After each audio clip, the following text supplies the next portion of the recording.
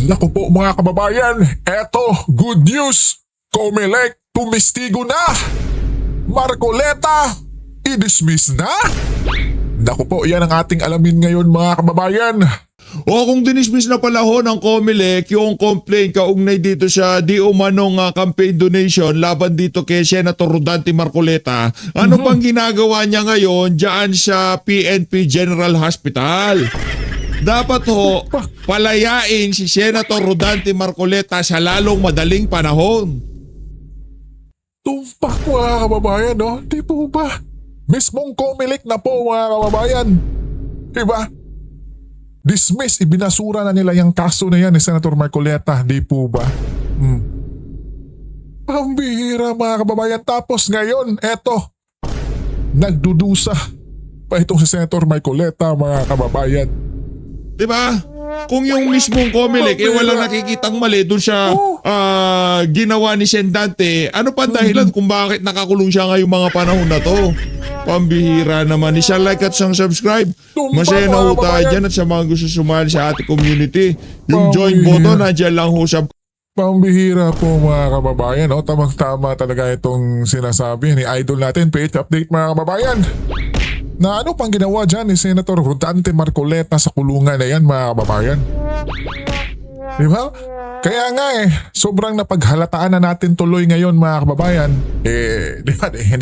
Hindi ngayon mga kababayan, dati. Na talagang obvious na obvious yung kanilang ginagawa. Diba? Samantalang yung mga mastermind talaga ng flood control na yan ay nga mga kababayan. Still ngayon, nananatili pa rin malaya. Diba? Yung si Erwin Tulfo mga kababayan, diba? Naghamon pa na tila ba'y magre-resign daw siya mga kababayan bilang senator pag napatunayang yung may kaso siya or kaugnayan siya sa flood control na yan. Pambihira talaga yung si Erwin Tulfo palibas ay diba? Si Senator Marcoleta mga kababayan, yung naglantad sa kanya, diba? Yung ACT-CIS nila. Mamaya mga kababayan, alamin natin yan. Pero eto muna, patuloy muna tayo kay Idol Page Update. O baba, election law no longer criminalize Marcoleta donation issue, says Comelec. George ka pala ba? Ano pa pinag-uusapan natin dito? Ba't nakakulong pa rin siya? Ba't nakakulong pa rin si Mike Defensor? Yan! Pati nga si dating Congressman Mike Defensor mga kababayan, no? Di ba? Sa kote din mga kababayan, tila ba'y urgent na urgent. Agad kulong mga kababayan. Tapos yung iba dyan mga kababayan. Ngayon, Senator Cheese, nagiging presiding officer pa mga kababayan. At si Senator Joel na sinasabing hinog na nitong si Ombudsman Remulla. Naku po, ayan pa mga kababayan. Nakapag-attend pa ng impeachment trial ni VP Sara. Samantalang si Senator Marcoleta mga kababayan ay nako po, at Senator Jinggoy mga kababayan, di po ba? Pambihira talaga, no? Kaya obvious na obvious Kasi kung nasa Senado pa si Senator Marcoleta nung nakaraang araw mga kababayan, yung nagsimula yung hearing sa impeachment trial ni VP Sara, ay nako po. Paniguradong nga lahat mga kababayan. Di ba panigurado? Yung testigo nila na NBI agent ba yun mga kababayan? Naku po, magigisa yun ni Senator Marcoleta, kabayan. Yan din yung isa sa piniprevent nila mga kababayan na maka-attend itong si Senator Marcoleta dyan sa impeachment trial ni VP Sara mga kababayan. Di po ba? Kasi maski day 1, hindi nila pinapa-attend. Umagang-umaga pa lang pagising ni Senator Marcoleta. Di ba? Pambihira talaga. So malinaw na ngayon na talagang panggigipit ang ginagawa sa kanila. Ayun.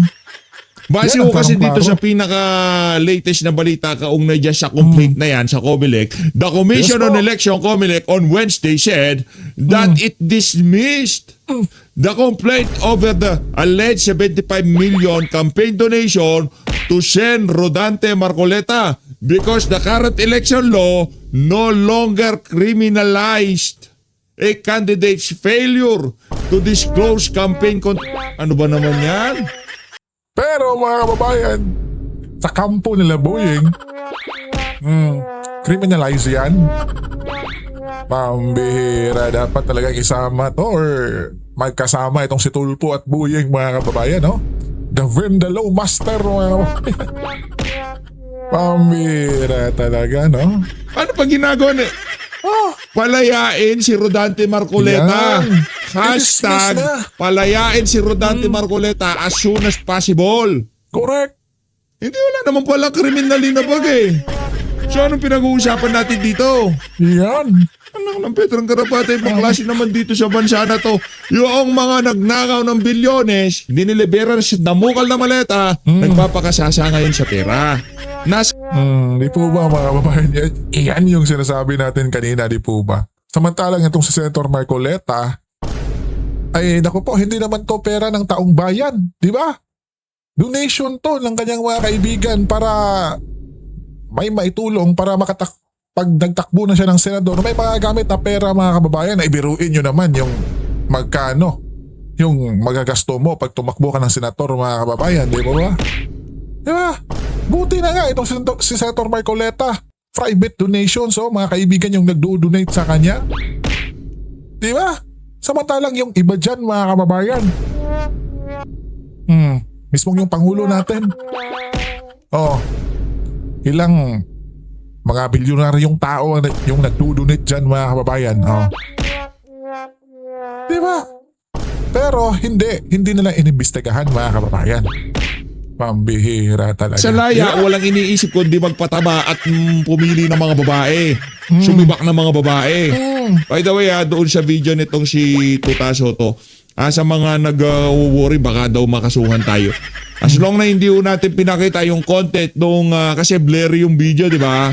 So hindi nyo naman nakita. Walang nakita kung ano man ang pinapanood ng Tuta Soto. Kumbaga anino lang yun. Hindi na nakita yung content. So wala tayong linabag doon. At walang mali siya yun. Gusto lang nating ipakita na yung ginagawa ni Tuta Soto na pagsi-cellphone habang nag-impeachment. Yun po, mga kababayan, no? Di ba nag-trending yun online yung tila ba si Tito Sen pa scroll lang, mga kababayan, habang dinidinig yung impeachment. Di ba? Ay, sa katunayan naman, mga kababayan, tila ba walang maintindihan nata si Senator Soto kasi hindi abogado di ba? Pambihira di po ba, mga kababayan? Nako! Trial, napakapangit tong imahe at ehemplo sa kanyang mga kasama. Senior pa naman. Hindi lang senior citizen, senior pa naman kung naturingan senador dyan si Tuta Soto. Tapos pagka-depensa nagsasalita, pa cellphone lang siya. Palayain si Senator Dante. Huwag niyo ba yung usapan? Yan, mga babae.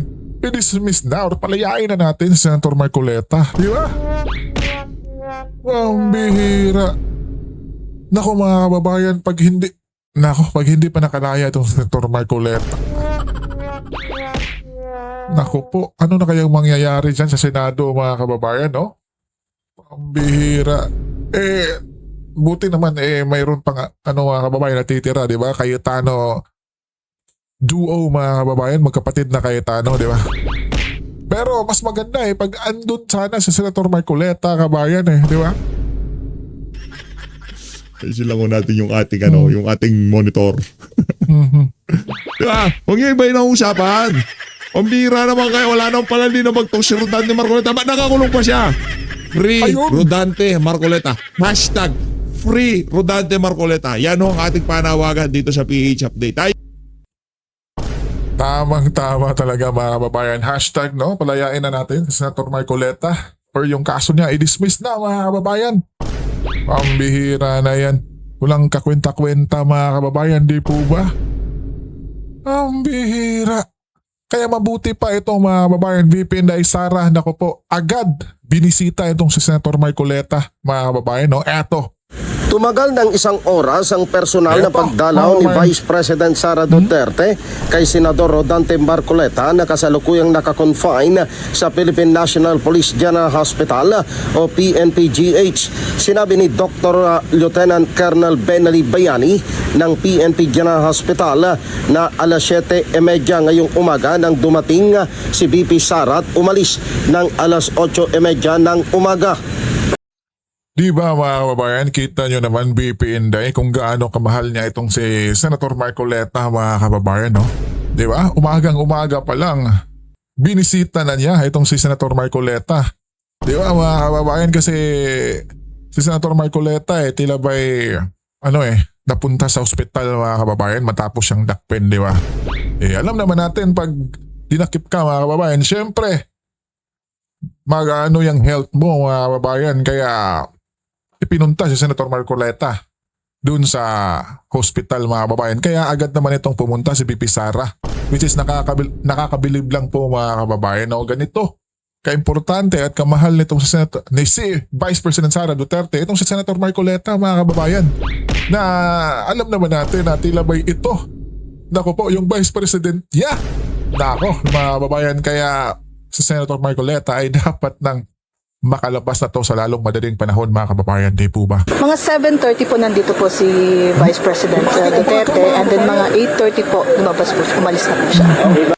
Ayon kay Dr. Bayani, sa kasalukuyang sitwasyon ng kalusugan ni Senador Marcoleta na 72 anyos na, ay 72 minomonitor ang years old, kanyang kabayan. blood pressure na hindi stable at ang kanyang prostate at isinailalim sa series of tests kasama na ang TODA echo procedure dahil sa pananakit ng dibdib at batok, kaya hindi siya fit to stand trial sa kasalukuyan. Sa ngayon po, undergoing pa po kami ng workup sa kanya for further evaluation pa rin siya. Nag-aantay pa rin po kami ng mga results ng mga labs na ginawa po namin sa kanya. Kinumpirma naman ni PNP spokesperson Colonel Allen Reyco na inaresto na kagabi si Aristotle Biray ng PNP CIDG, co-accused ni Senador Marcoleta sa kasong plunder.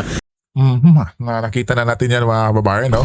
Siyempre, yung context natin dito is nung pagdalaw kaagad ni BP Inday Sara Duterte dito kay Senator Marcoleta, kabayan, di ba? Ganyan ang mabuting senador. Ang daming nagkakandara pa talaga mga kababayan. Siyempre, yung mga taga-suportang INC din mga kababayan, no? Di ba? Nagmamasakit din kay Senator Marcoleta. Pero, naku po, etong yung nakakabilib mga kababayan. Imbis na magwala, magalit yung kapatid nating INC dahil opisyal nang dinakip itong si Senator Marcoleta mga kababayan. Ay naku po, hindi. Kalmado lang sila mga kababayan. Tila ba'y nag-aantay lang ng tamang timing mga kababayan, no? At syempre sinabi na din ni Senator Marcoleta na haharapin niya. Kaya naku po mga kababayan, walang gulong nangyari, smooth na smooth. At alam na alam ni Senator Marcoleta na malalampasan niya ito at makakalaya siya mga kababayan. Di ba? Kaya naku po, timing lang, naghihintay lang ng timing talaga itong taong bayan mga kababayan para yung administrasyon natin ngayon ay naku po. Alam nyo na. Samantala, eto pa mga kababayan, no? Yung latest ngayon, Katunying, binisita itong si Senator Marcoleta. Eto, panoorin nga natin. Mga kapatid, may kasama ako. Eto. Si Senator Dante Marcoleta, binisita ko lang dito. Dante, batiin niyo naman yung mga kapatid nating nagmamahal sa inyo. Huwag po kayong mag-alala. Alam naman po ninyo ang patakaran. Yes po, Senator. Lahat ng pagsubok po ay dadaan sa ating buhay. Yes po. Pero hindi po dahilan yan para panghinaan tayo ng loob. Meron pong Diyos na nakabantay sa ating lahat.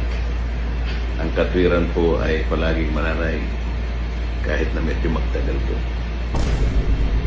Thank you po, Dante. Mag-iingat po kayo palagi at sana mas maging okay po yung health ninyo. Thank you. Yes po mga kababayan. Diba, alam naman natin na noon itong si Katunying mga kababayan, malugod to na taga-suporta ng mga Marcos kabayan, di ba? Pero ngayon tila ba'y unti-unti na itong si Katunying mga kababayan na naimasmasan na.